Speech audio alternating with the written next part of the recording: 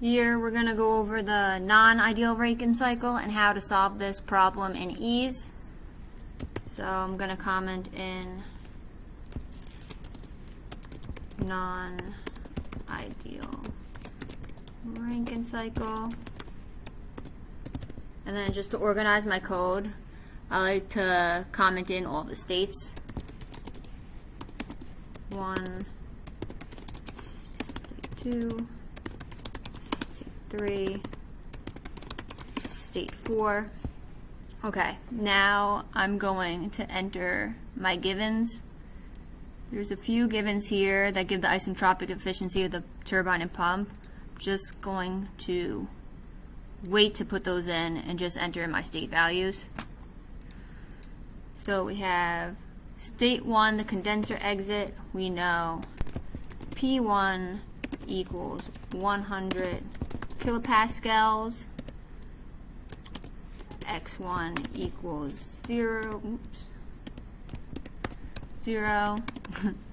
And then I'm going to comment that it's a saturated liquid at this state, so you know why it's 0.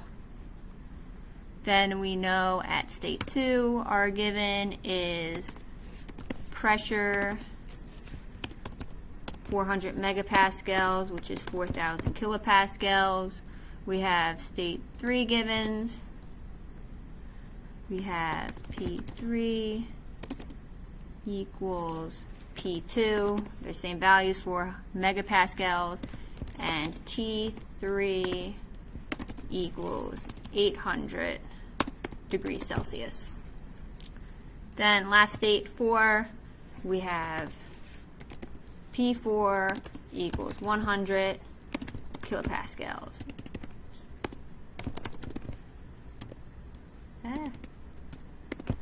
Okay, so right off the bat, we already know we can solve all the properties at state 1 because we have 2 independent properties there. So I'm going to do options, function info, thermophysical properties, real fluids, choose steam because that's our working fluid. It's a steam power plant. I'm going to choose the function real thermoprops. My independent properties are pressure and quality. Sorry, did I say pressure and quality? Yeah, pressure. And change this to quality. Paste. Now we got to remember that this is state 1, so this is element 1 in our arrays.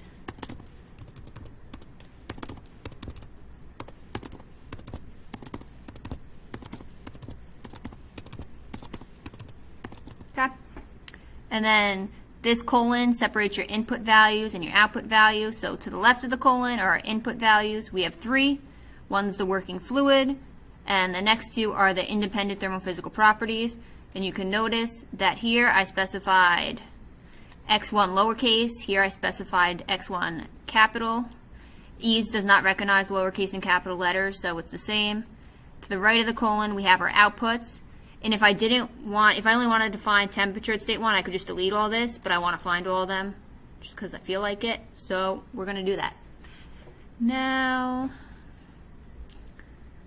we could solve this if we want. We're not going to do that. We're going to have to deal with the isentropic efficiencies soon. Okay. So we found state 1. If the pump was isentropic, S1 would equal S2. So we're going to specify this as S ideal 2. You can label that however you want. That's just how I'm going to do it. Equals S1. If pump was isentropic. But the pump is not. So we're going to code our pump efficiency, which is 30%. So we're going to do eta pump equals 0.30. Now we need to find the actual S2, and the formula for that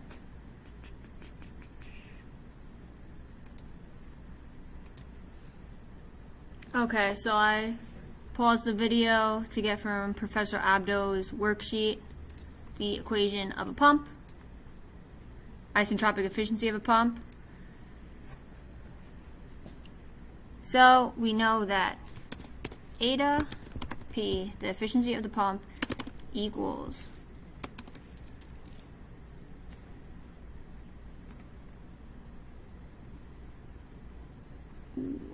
H2S. Sorry. Okay. So, because it's isentropic, also we can assume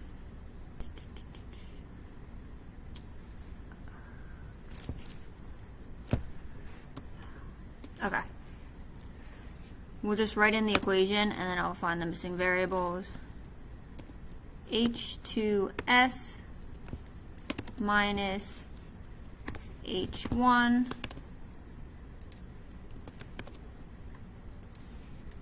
divided by H2 minus H1.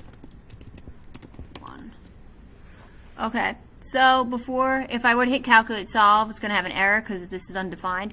We have H1, which we found up here, but we need to find H2. We have eta P specified here. We need to find H2S first to find the actual. This is the actual pump efficiency, or actual pump enthalpy. So, because we have these two independent properties, we can find the enthalpy assuming that the pump was isentropic. So I'm going to do options, function info, thermophysical properties, real fluid, steam. I just want to find the enthalpy. I don't want to do real thermoprops. So that's going to give me just way too much information. So enthalpy, our independent properties again are entropy, specific entropy, and pressure at state 2. Paste. So I'm going to title this H2S because that's what I labeled it here. So H2S equals enthalpy of steam at P2 S equals S ideal 2. Like that. So here are the two values that I just put in here. So now we have our H2S specified, and this equation will give us the actual enthalpy. So now, because of that, we can do options, function info, thermophysical properties, real fluid, steam. We can go back to real thermoprops, and now we have our actual enthalpy, specific enthalpy, and our pressure. So I'm going to hit paste. We found H2 here. I'm going to type in H2, P2. Now we can find all the rest.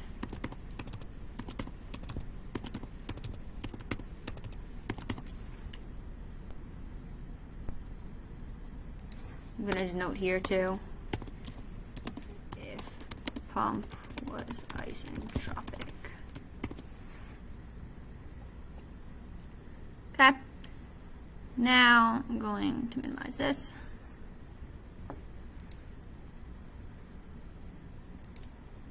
We also have all the variables at state 3, or no, we have two of the independent properties so we can find all of them. So I'll do options, function info, thermophysical properties, real fluid, steam, real thermoprops. We have pressure and temperature. For some reason, this came out as acetone. Just make sure that my working fluid is steam.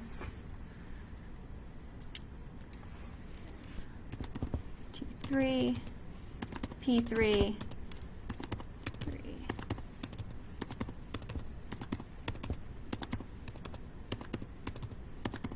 Okay. Now our last state is state 4.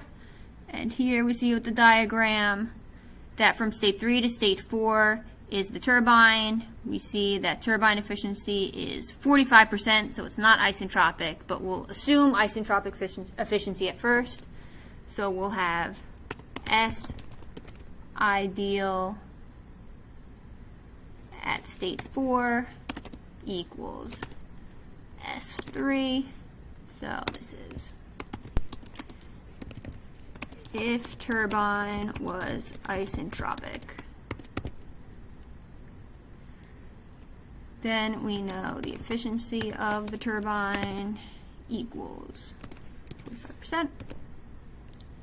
Then we want to find the enthalpy if the turbine was isentropic. So we're going to do H4S equals, just going to copy and paste this. Control-C, because we're using the same function. Just make sure you change your inputs because this is state 4. State 4. Okay. Now we have that. Now we need to do our turbine efficiency equation. I'm in Dr. Abdo's thermal system design class notes.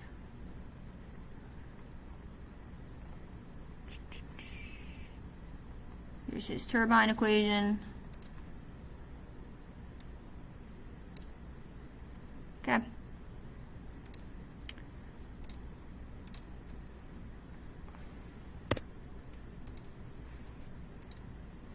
So we have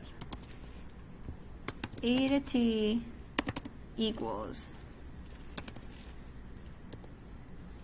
H3, we already found H3, subtracted by H4, which is the value we're finding, and then divide that by H3 again, which we know, and then H4 if the turbine was isentropic, which we denoted as H4S, which is right here. Okay? Now, if I solve this, I don't know, now I need to just do options, function info, thermophysical properties, real fluid, steam, real thermal props, and we have pressure is known, and now we have the actual enthalpy, state 4, paste,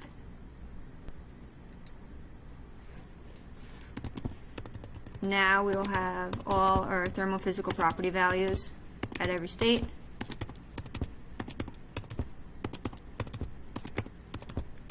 Okay.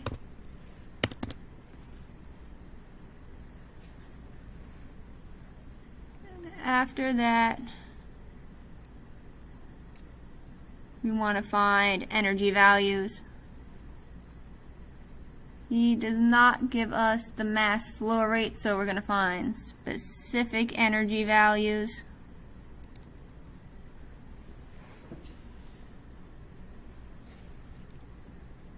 So comment.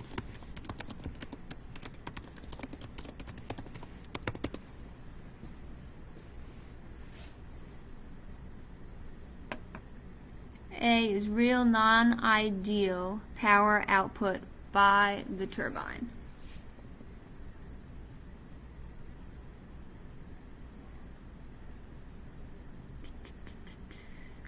So that's going to be W, we'll do WAT. So A stands for actual.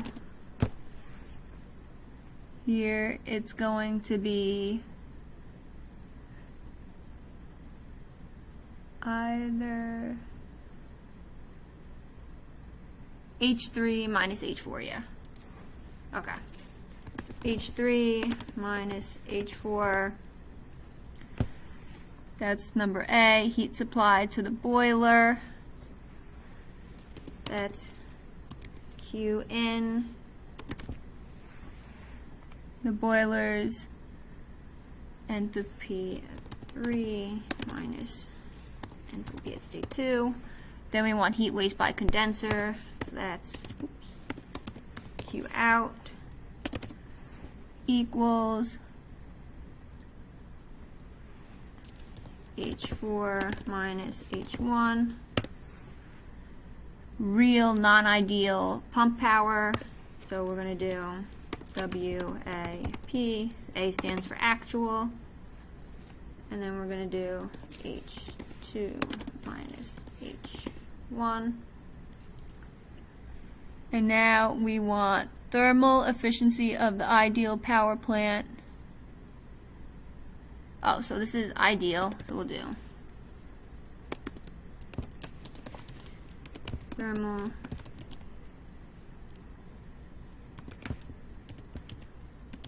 C's. So we'll do eta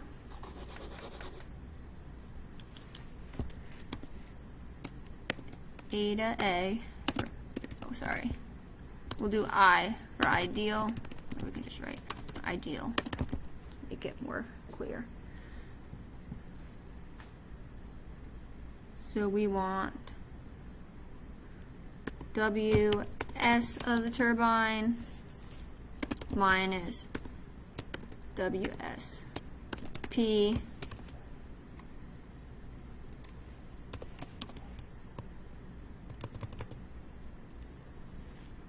divide that by QN times 100. This is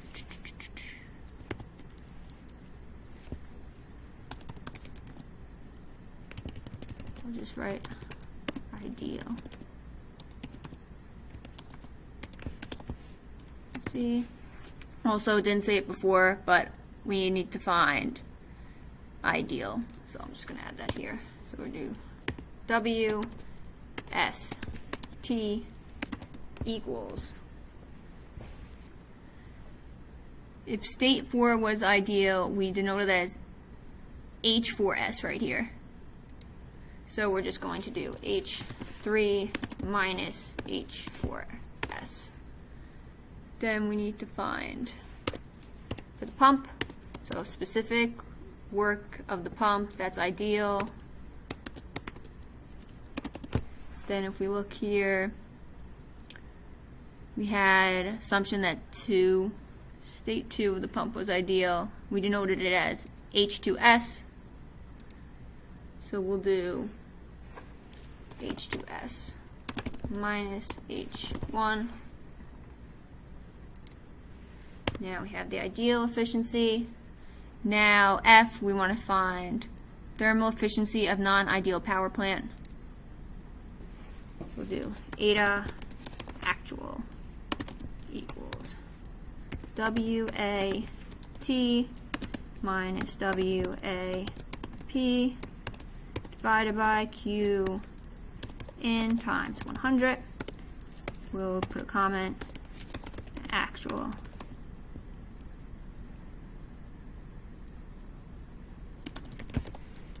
Can't see. Actual efficiency. Okay. And we can solve this. First, I'm going to maximize this. Then we hit calculate solve and see if we run into any errors. Nope. Okay.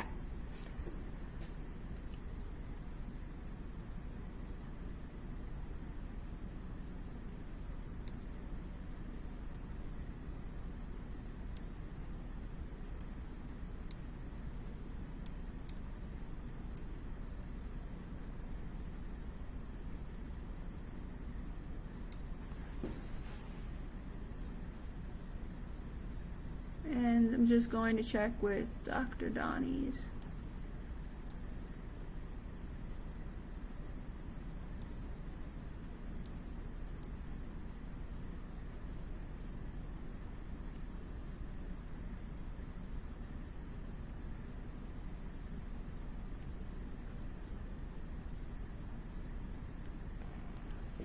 Okay. So if there's any small errors, that's at least the code of how you solve this. And show you how to do a property plot.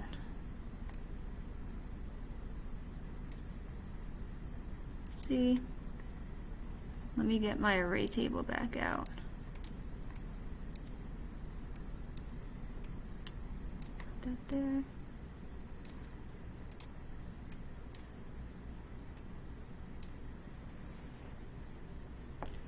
Could do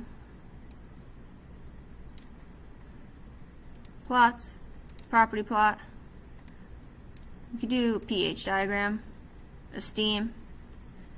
I'm going to choose the temperature lines that I have.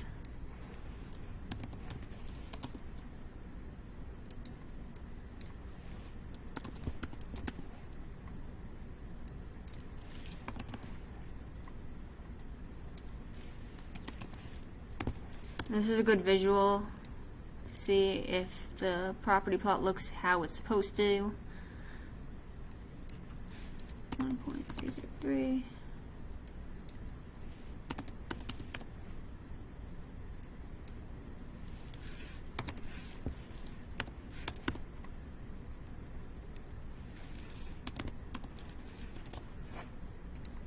Okay. I'll hit OK. Now we have our property plot of pH, and we just need to overlay our actual values onto it. So I'll do plots, overlay plot. We're going to overlay it with our array table. We only have one table.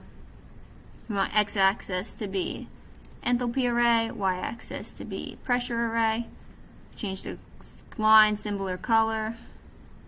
Going to hit OK.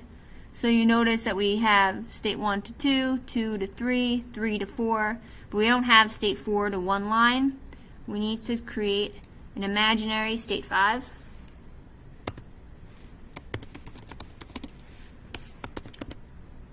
To connect the state 4 to state 1 line. So I'm just going to do, we only need pressure and, what is it, specific volume, or enthalpy we had, sorry. So I'm just going to write those down. So P5 is P1, P5, sorry, H5 equals H1. To solve this, you can see our array table edited, updated. We have element 5s in the H and P array. We don't have any elements in the other ones because they're not specified. Now I can overlay the plot again. So the pH steam, x-axis H, y-axis is P. This time it's orange. Okay. Now we have a complete steam plot. If you want, you can put this into a Word document. If you have to submit a quiz or a report, right-click the title, hit Save. I'm going to title this pH steam, save. Open a Word document, insert picture, this device,